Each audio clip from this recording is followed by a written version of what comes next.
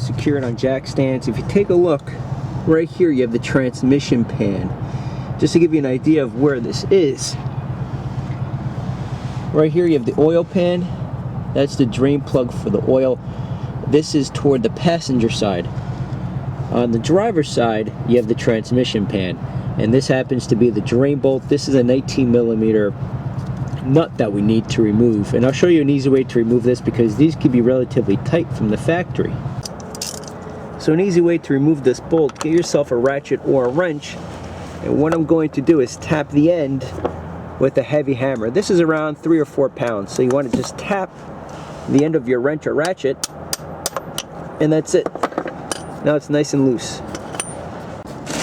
And then of course grab your drain pan and just remove the bolt. Again, be careful because the fluid can be quite warm.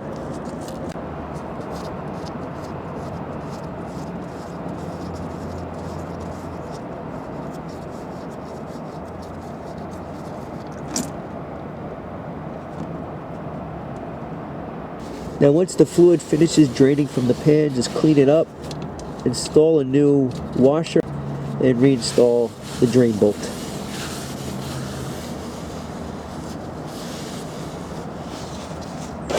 And then of course just tighten up the bolt. Now what you want to do is measure how much came out of that drain pan. So let's go ahead and do that.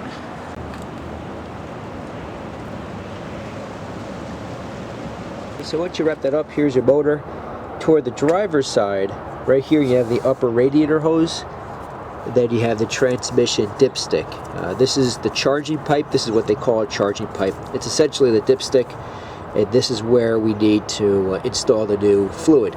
So what we're going to do is remove this dipstick, install a funnel, and I happen to measure 4 quarts or 1 gallon. That's what came out of the drain pan. So I'm going to reinstall 4 quarts, and then we'll start up the car, drive it around for a little bit, warm it up, and then we'll go ahead and check the fluid level. Now this dipstick does not just come out. There's a little tab on the side here. You need to push in that tab, and then you'll be able to remove the dipstick from the charging tube. So I'm just going to use a little flathead here, press in this tab, and there you go. Go ahead and insert the funnel.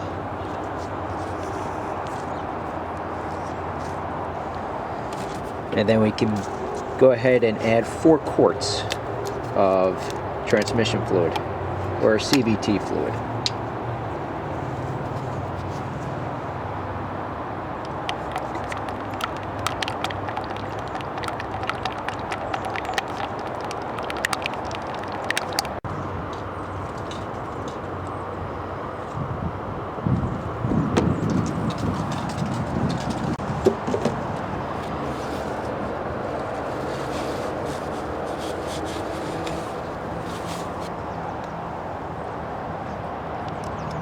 Then go ahead and reinstall the dipstick, and then we'll start up the car, warm it up, drive it around for maybe 10 minutes, and then we'll check the level.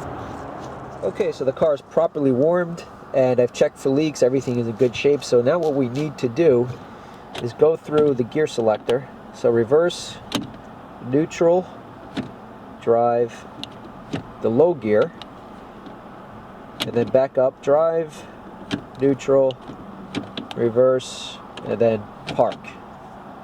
Okay, so now we'll check the fluid. So the first step is go ahead, remove the dipstick here.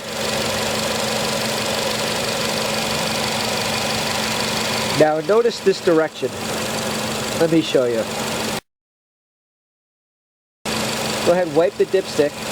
Now when you reinsert the dipstick, what you want to do is rotate this 180 degrees. In other words, you don't want this to clip into that charging tube.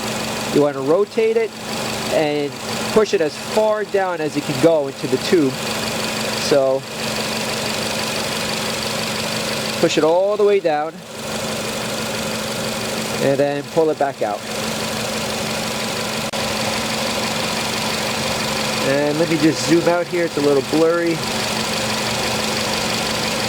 If you take a look, It's a tad below this mark, so I just need to add a little bit more, and then we'll be in good shape.